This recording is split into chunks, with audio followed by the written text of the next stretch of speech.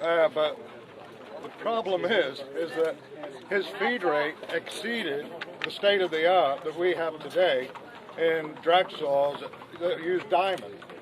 And so the article was based on flawed logic. Now, it almost looks like the blade had a curvature to it. So there's one way to find out if it was a curvature, and that is to put a straight edge on it. There you go. That's a really pretty big blade to do that.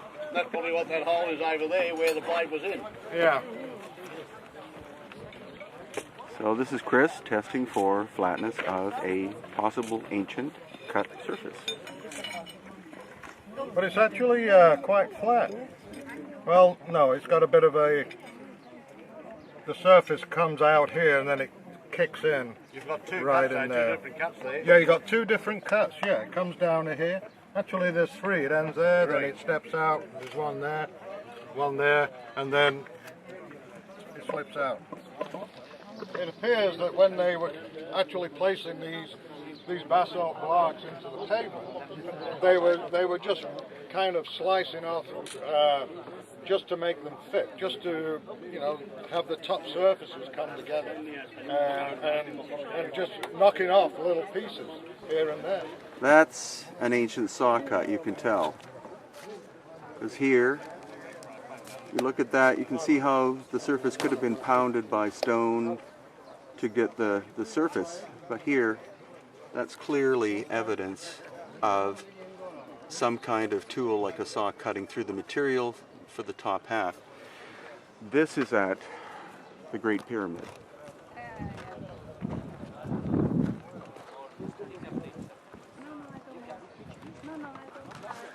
And similar to Peru, what we see is different materials, different forms of workmanship from crude to incredibly refined. Here again, we're going to look at another saw cut example. But this is, I'm just blown away. This is the Great Pyramid of Giza. But here, have a look at this. This is an obvious saw cut.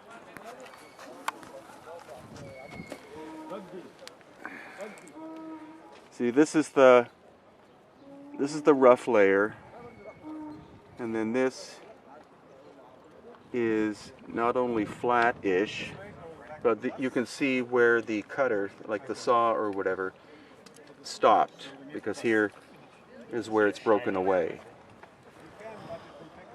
And on this side too. But what blows me away is just the number, the amount of evidence here is nuts. Oh, I know. So this is the Great Pyramid at Giza. And there, the original, what's left of the original casing stone, you can see right there. And this is just our first half an hour here, and this blows me, it completely blows me away, because we've seen obvious evidence of machine cutting technology in basalt, which would require, as far as I'm concerned, tungsten carbide or diamond tools. And that's obviously why we're here with Christopher Dunn and Stephen Mailer, because Chris is the expert on technology. He works in a very modern establishment and has done for 50 years in terms of working with the most modern high-tech equipment for cutting materials and shaping materials. And with Stephen Mailer, we have the oral tradition based on the work of Abdel Hakim Awiyan. So with the two of them, we have the ability to look at the left brain and the light brain approach. Amazing stuff. I had no idea it would be this incredible. Below you are pavement stones. This was purposely laid to level the plateau. So this is artificial stone, everything you see. Look at some of these blocks. Hakim would point to one 30 feet long rectangle weighing 200 tons. Some of these stones, so you understand, before they built anything up, they leveled the plateau. But these is all artificial construction. And what you're seeing along the line, you'll see holes. Sometimes you'll see square holes. Sometimes you'll see round holes. They originally were open to the tunnels underneath to solar energy to heat the water. According to Abdel Hakim, water is the source of the energy of the pyramids. Water. Breaking the bond from hydrogen and oxygen in water releases a tremendous amount of energy. And as you see, as Yusuf explained coming up, the lower courses of this pyramid were encased in this rose granite. All of this that's come off were the lower courses. So, did they quarry this? Of course not. They didn't take this granite. This is evidence of the cataclysm. Direct evidence of the cataclysm. These stones were weakened, fell off, and then they could come with metal chisels and attack the stone. But they could not do this. Take these off without some event happening. So it's not just quarried. They will tell you it's been quarried, but not. This is all event of a cataclysm. So here at the Menkaure pyramid, the casing stone, which is red granite from Aswan, brought 500 miles from the quarry. It's about at least 2 feet thick, so it's not like a thin veneer layer. It's at least 2 feet thick. Again, there's Khafre pyramid in the background. A lot of knobs on these stones on the outside, very similar to what we see in Peru. And the indigenous story is similar, again, to what we find in Peru. And that is that the knobs there were for the tuning of the wall, because this wasn't simply a functional thing. If this and these were indeed ancient power plants and vibratory structures, then it kind of makes sense that you would have to tune the exterior in order to achieve the vibration harmonic that you were after. At least that is a more, I think, logical explanation than the idea that those knobs were there to help lift the stones, because a lot of the biggest ones don't have any knobs on them. And then it's on this side we see the little pyramids.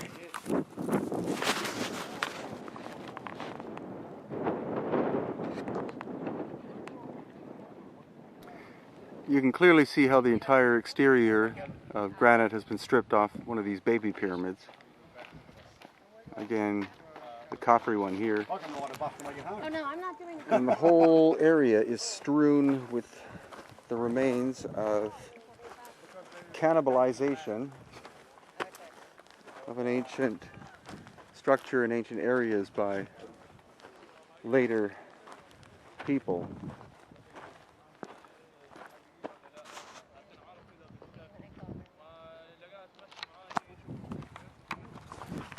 And before you say, oh my God, isn't that awful, how could they do this? Remember, these buildings are a minimum of around 4,000 years old and could be much older. Over that period of time, cultures come, cultures go, and especially later cultures who arrive and have no comprehension as to the significance of the original constructions. They look at these things as simply quarries. You don't only find that in Egypt, you find that in Peru and throughout the Middle East, I'm sure, and many places in the world. So the Great Pyramid in the background here on the Giza Plateau, and you see this is the solid bedrock, sandstone. Most likely these are crypts or caves carved into the bedrock itself. And what this looks like is a little pyramid. And what you see on the right hand side, you see how the shaped sandstone blocks interlock with the original bedrock itself, because you see all of these indentations here made so that the blocks would fit in, like they're trying to lock in a three-dimensional way the stone, introduced stone, with the bedrock itself, and that of course makes the structure a lot stronger.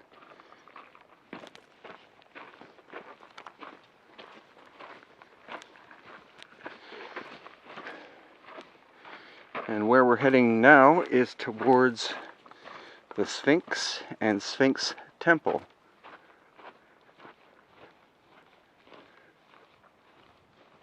I made a mistake. That's not the Great Pyramid, that's Menkaure, because here we have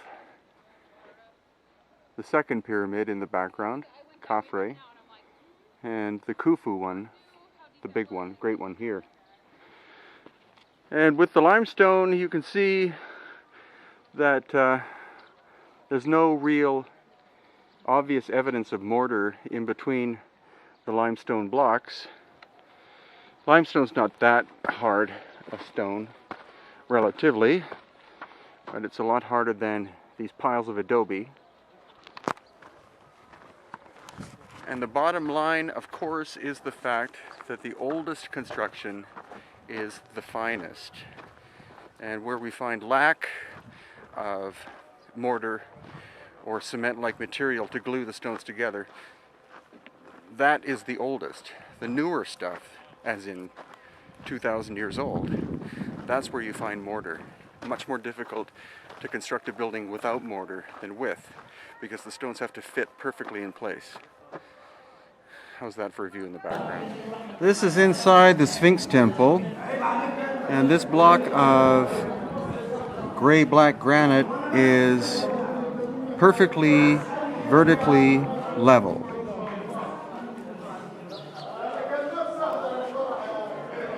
And it's similar to some of the stuff we see in Peru, because you see the corners, a lot of the stones are rounded over like that for strength. This is all basically red granite.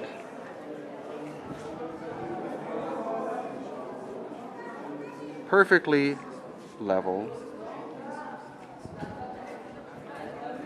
And you can see the weathering at the bottom that looks like that would have been the result of water. But we had Chris Dunn here with his gauge, which is accurate over 1 foot to within 1/10,000th of an inch, and this surface was that flat. This is only a preliminary look at the Sphinx Temple, because we will be coming back. We have to kind of race through today.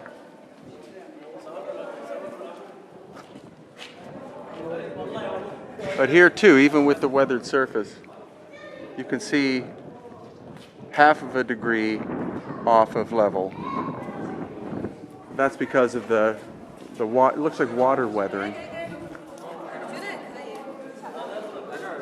Here, 0.2 degrees off of being perfectly level. So for those of you who may never get a chance to come to Egypt, this gives you a brief look into the Sphinx Temple. This is one of the pits. Could have actually been one of the water channels, because the thing is that the whole Sphinx, or the whole Giza complex, is filled with tunnels, horizontal and vertical tunnels that were probably what were used to conduct water in ancient times, when the pyramids were the energy generating things that they were. So stay tuned for future updates as we progress through this journey, but unfortunately we're always have to race through some of these on our first day in order to get a brief look at what some of this stuff looks like. Sphinx.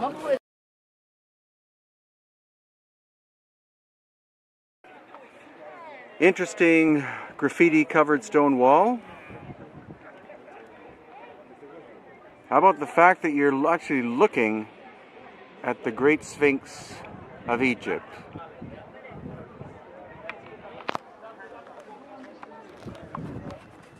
What we now know, thanks to the work of Dr. Robert Schoch, John Anthony West, Graham Hancock, and others, is the fact that the Sphinx has been shown to be older than any pharaoh, at least 2,000 or 3,000 years older than the first known pharaoh.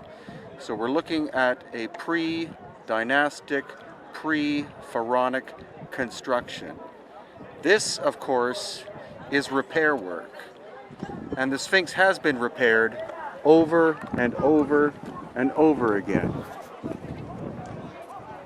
It's even been written that the Sphinx was being repaired during the time of Khufu and Khafre, the pharaohs supposedly responsible for the giant pyramids behind the Sphinx.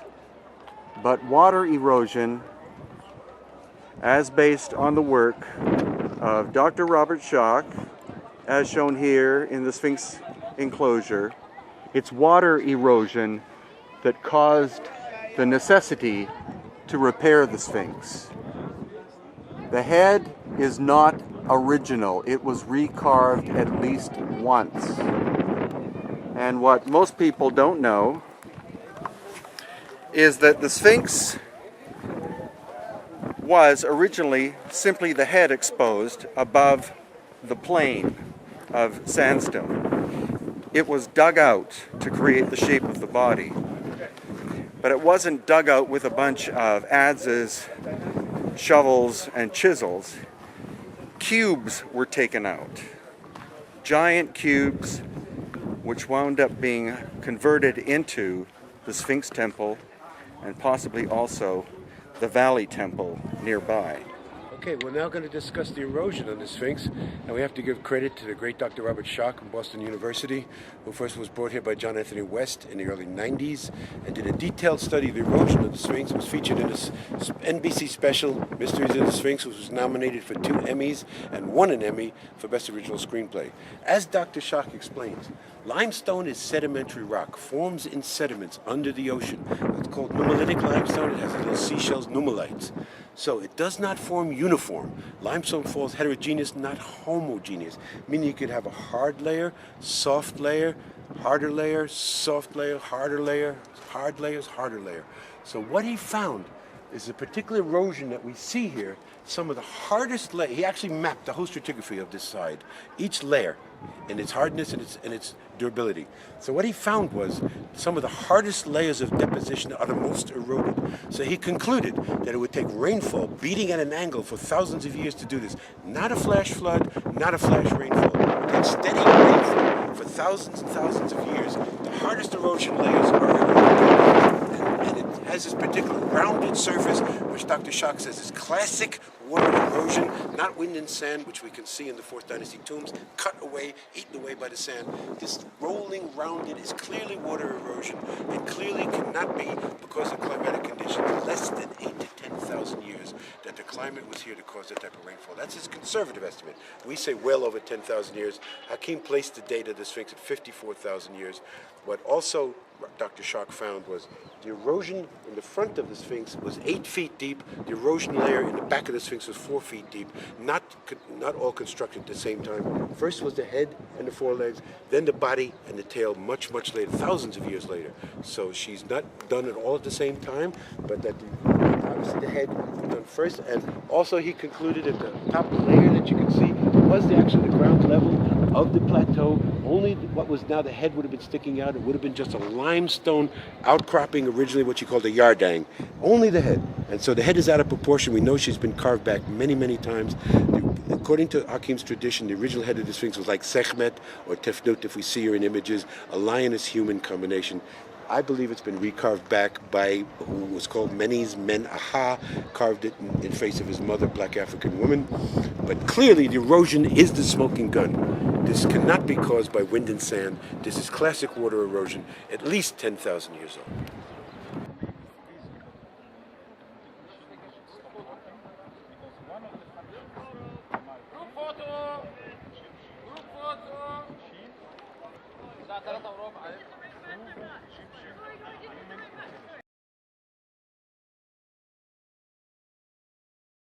Inside the Great Pyramid. This is known as the Robber's Entrance. It was by the son of the Caliph of Baghdad, Muhammad al-Mamun, in 810 AD.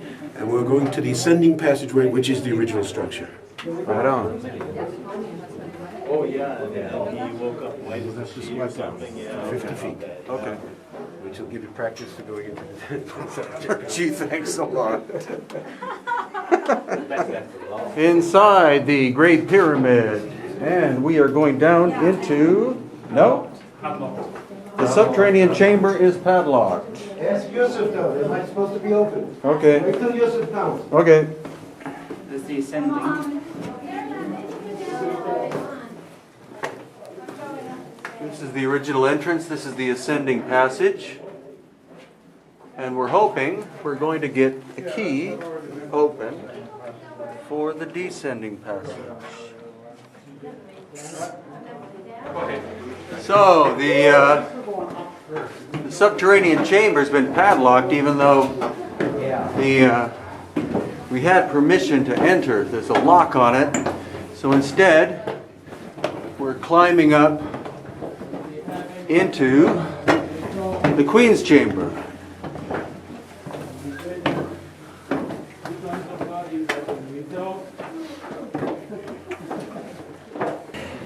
Okay, this is the Grand Gallery inside the Great Pyramid at Giza. You see the projections, projections. Almost saw-like pattern of the walls tapering as it goes upwards. Okay, the grooves we see here is obviously not made for decoration. It's made to be effective and affect the sound resonance. We can see here how these stones are housed like puzzle pieces, because this was what we know as a resonance filter. The vibration here was so powerful that if these things were not attached together in that very fine way, they would be dismantling immediately. Once the resonance is activated. Let me activate it from here and you listen to it from the other side. Is that a knob or is that just Whoa! Is that you doing that? Yeah. Bloody hell.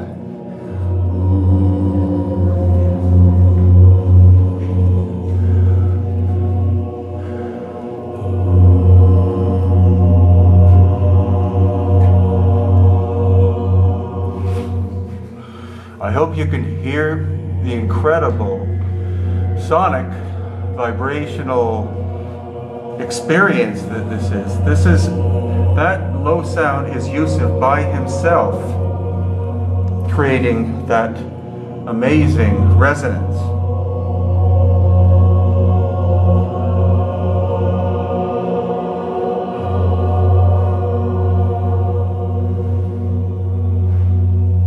So this is one of the baffles just before getting into the so-called King's Chamber in the Great Pyramid at Giza.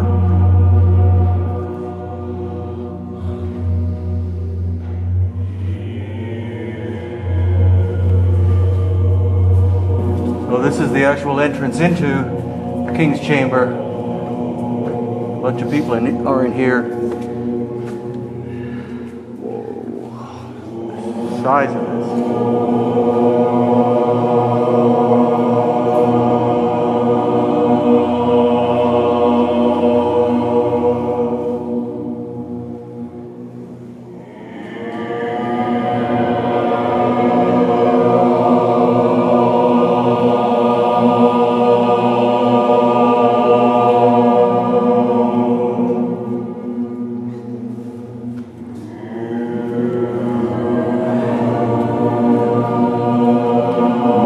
Now getting inside the box,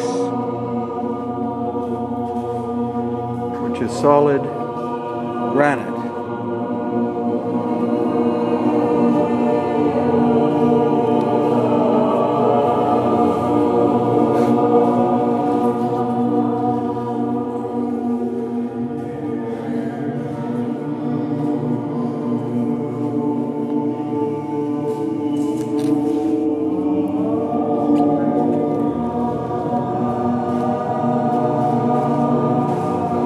Is now in the box in the Great Pyramid.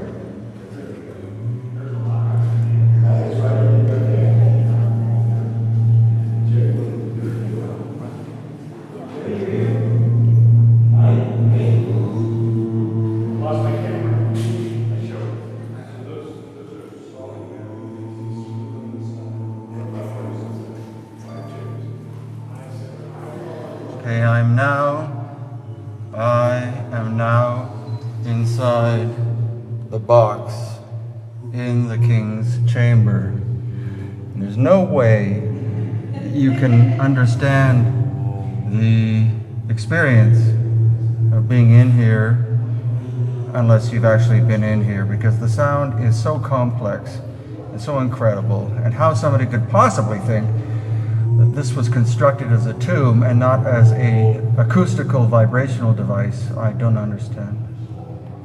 But this is a childhood dream come true to actually be lying down inside this incredible granite box in the King's Chamber on the Giza Plateau in Egypt. That's amazing. We've been able to secure the Great Pyramid for 2 hours for our group, thanks to the Kemet School, www.kemetology.com. Now we're entering the Queen's Chamber. This passage is only a little over 3 feet high. Solid rock, solid limestone, and the walls are incredibly straight. Definitely an engineering marvel. And some theorize, and I believe too, the Great Pyramid was a massive machine that created electricity, created energy.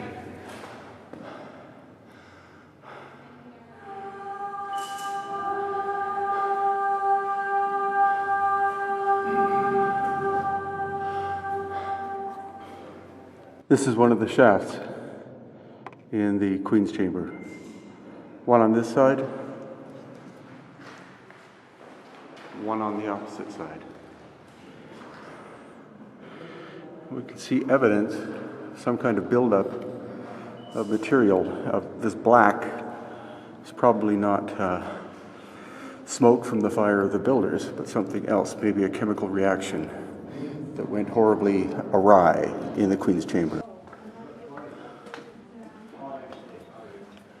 Now we're heading back through the causeway, or whatever you want to call it,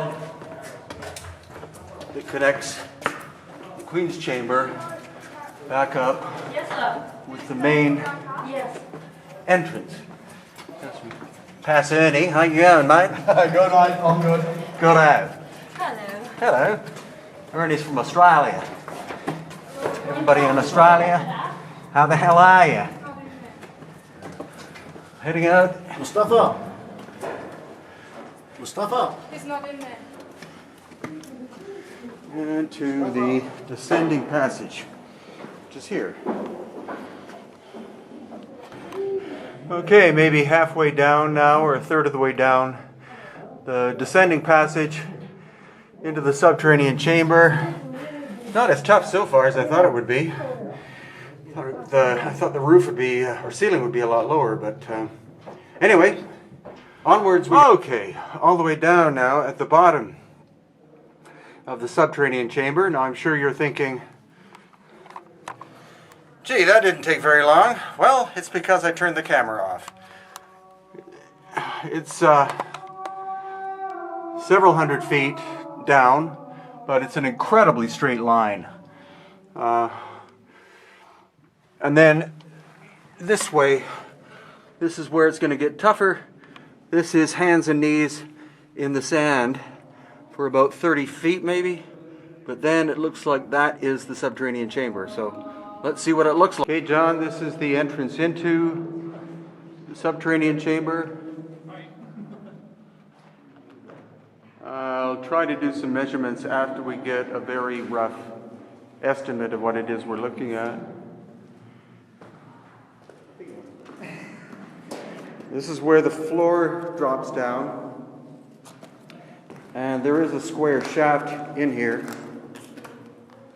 that at the present looks like it drops about 15 feet and then is filled with sand. And on the wall Directly opposite of the entrance here, we have another shaft. And this goes on seemingly for an incredibly long distance. I might check it afterwards and see if it turns to the right about there. But your thing of interest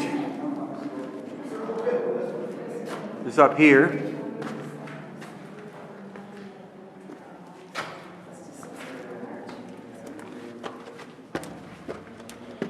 So this is the channel thing walkway up. And there are a number of knob-like projections using a foot for scale here.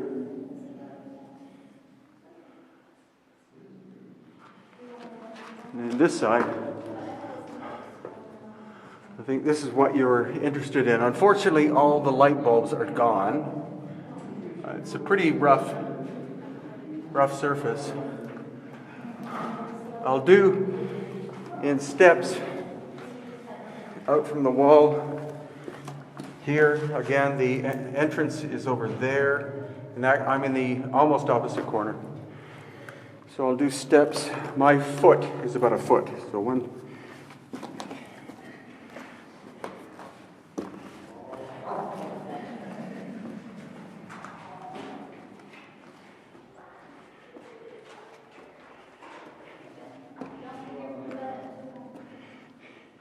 "18 feet to the point where it drops off. It's like a double step.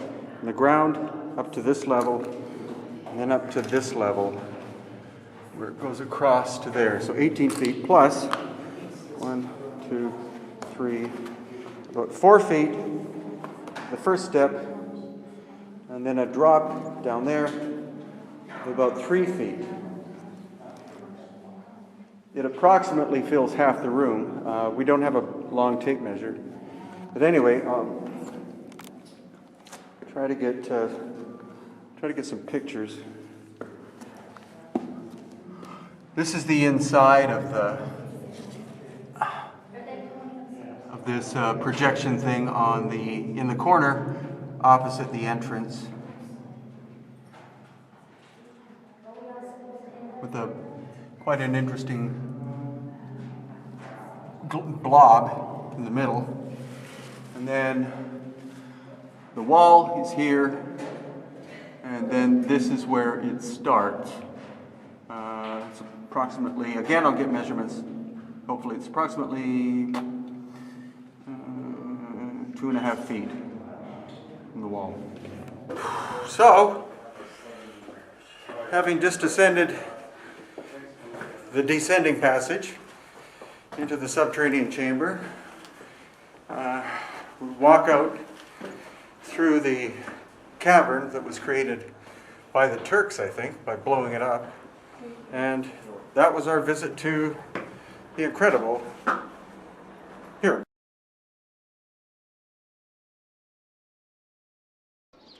This is the Ramesseum, obviously named after Ramses. This is where you get the sense of scale, though.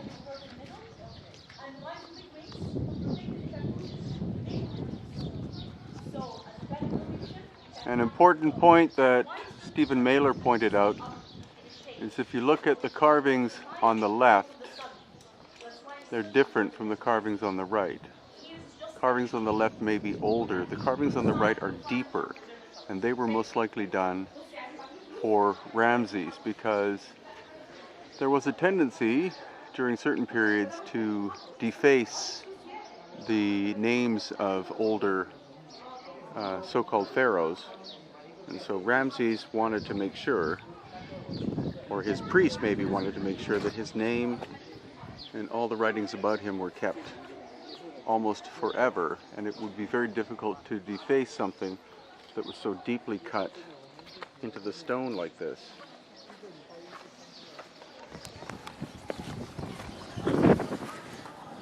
Now we don't see so far any sign of lost ancient technology or super ancient work. This is all limestone, and again, according to Stephen and others, limestone was the preferred material afterwards because limestone was softer. You could work it with bronze chisels and stone hammers, but when it comes to carvings or buildings which were made of granite, basalt, or quartz, calcite, that requires tools that are harder than bronze. The question is, what tools were they? In the archaeological record, there are no tools, as far as I know, other than bronze chisels and stone hammers. So the harder stone is hinting at us that that work that was done is older than the pharaonic dynastic Egyptians.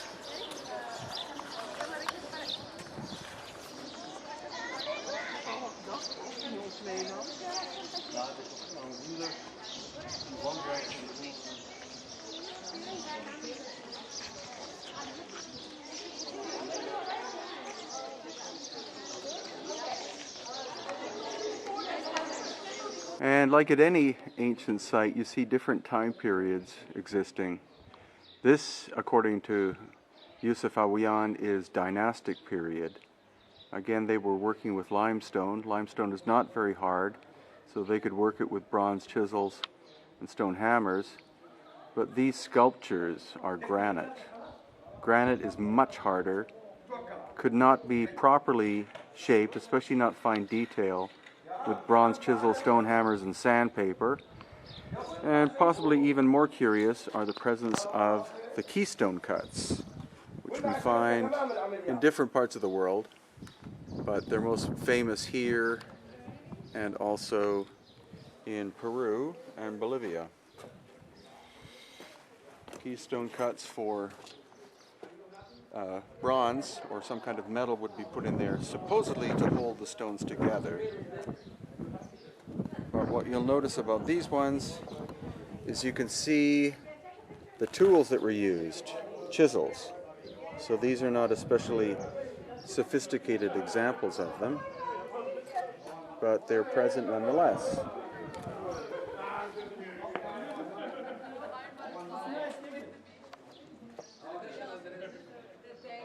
So in terms of a sense of scale,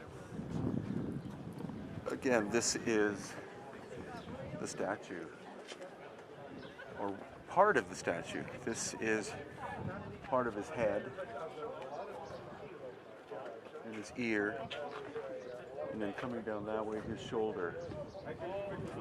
1,000 tons finished, one block of stone. Originally, of course, it would have been much more than 1,000 tons because it would have been a rough piece to start with.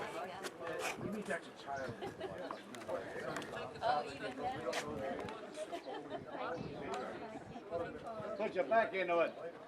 Stop back around. Wow. And here you can see after it fell, as the result of an earthquake supposedly, somebody came along, and this is his head, and attempted to separate a section as building material, and of course they gave up because this is rose granite, super hard stone. So here's the bottom of part of the 1,000 ton statue, and I believe this is the base on which he stood, and just the size of his feet. Here's my hand in comparison.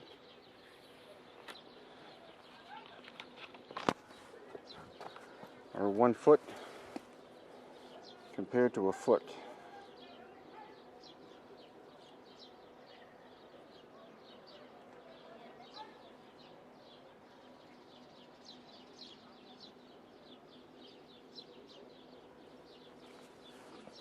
My foot's about the size of his toenail. So again, finished at 1,000 tons. So how did they move it 500 miles from the quarry at Aswan. Most, if not all, of the rose granite came from the Aswan quarry. And so how was it moved? How do you move 1,000 tons? You're not obviously going to move it on rollers across a desert. You're not going to be able to build a reed boat big enough, strong enough to be able to carry a finished sculpture at 1,000 tons. And if it was brought here raw, as a raw blank stone prior to carving, then you're talking at least 1,200 tons, or maybe 1,300 tons. How would they have moved it? So here's the bottom of part of the 1,000 ton statue. And I believe this is the base on which he stood, and just the size of his feet. Here's my hand in comparison.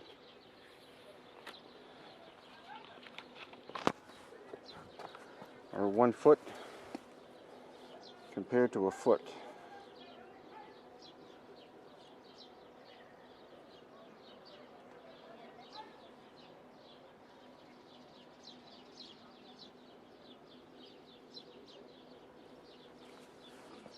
My foot's about the size of his toenail. So again, finished at 1,000 tons. So how did they move it 500 miles from the quarry at Aswan? Most, if not all, of the rose granite came from the Aswan quarry. And so how was it moved? How do you move 1,000 tons? You're not obviously going to move it on rollers across a desert. You're not going to be able to build a reed boat big enough, strong enough to be able to carry a finished sculpture at 1,000 tons. And if it was brought here raw, as a raw blank stone prior to carving, then you're talking at least 1,200 tons, or maybe 1,300 tons. How would they have moved it? Another point to take into account here at the Ramesseum is here we have limestone, which is not a particularly hard stone, but these columns, as vast as they are, at least 20 feet high, you clearly see that they were done in sections, because you can see the seam as we go down where the fill-in repair work is. So during dynastic times, when this was built, they were working with limestone and working it in sections. But as we go farther back in time, to the pre-dynastic period, when they're working with granite, diorite, and basalt, quite often that's megalithic. That's a single block of stone, sometimes a single column, a single header piece of stone of larger scale. So it's not simply the hardness of the stone that was used prior to dynastic times, but it's the size of the stone as well. And the question is, how did they move this stuff? Slaves? No.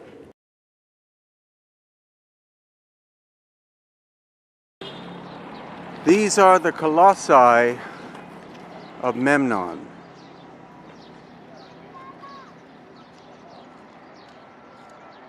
They are at least 30 feet tall, and originally were one piece of stone. This was one solid block of rock on top of a monstrous base.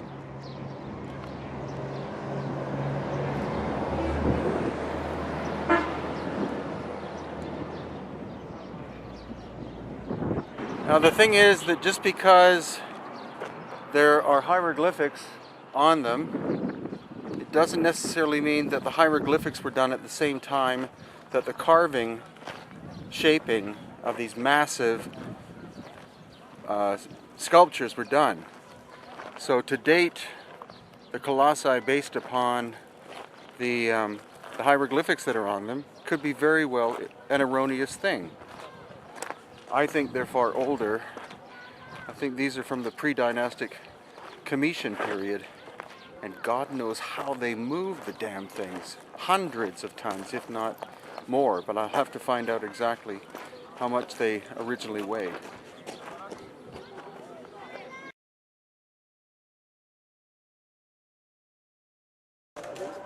So you're looking at Luxor Temple, or a very small part of it here. The sound in the background is a mosque. And this is one of the faces reputed to be Ramses II that engineer Chris Dunn believes was done with ancient high technology, because he's found what he believes are machine tool marks inside the nostrils and cutters. He's found the actual machine tool marks on the face, because the precision of this sculpture is so fine that one side is a mirror image of the other side.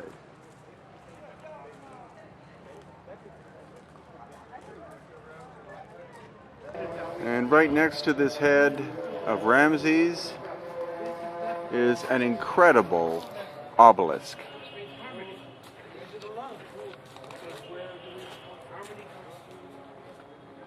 It's at least 8 feet on one side at the base, and I have no idea, it's got to be 60 feet tall.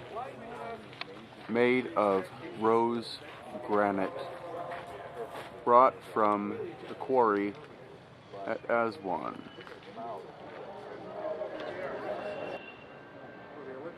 So these rose granite sculptures, which have to be 15 feet tall, that cartouche here was added later. The name of Ramses was put that after. So it's likely that this does not, the sculpture does not represent Ramses. It could be a lot older. And what Yusuf Awiyan pointed out, is the first one has the cartouche there. The second one has the cartouche there. The third one doesn't.